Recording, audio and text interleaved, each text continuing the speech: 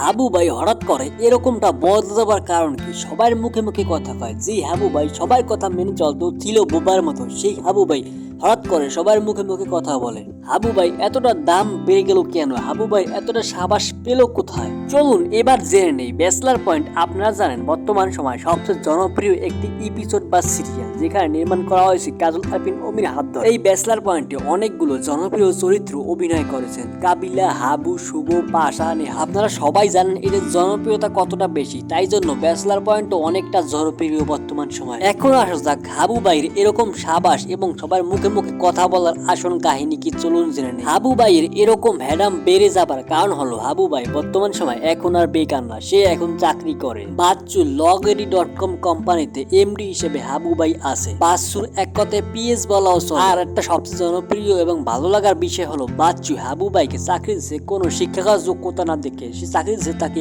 সহজ সরল দেখে। হাবু ভাই এখন প্রতি মাসে লাখ টাকা স্যালারি পায়, আর এই টাকার গরমের কারণেই হাবু ভাই এখন খুব জনপ্রিয়তা তার হ্যাডাম বেড়ে গেছে। সে এখন সবার মুখে মুখে কথা বলতে শিখে গেছে। আগে ছিল বাসার মধ্যে একা, টাকা পয়সা নাই, যে যা বলতো সবকিছু মেনে নিত এবং বাসায় এক কথায় বলতে গেলে কাজের লোকদের মতো। কিন্তু এখন দিন পরিবর্তন হয়েছে, হাবু ভাইয়েরও টাকা পয়সা হয়েছে, হাবু ভাইয়েরও চাকরি হয়েছে, এখন শুধু একটা বিয়া হলেই হয়।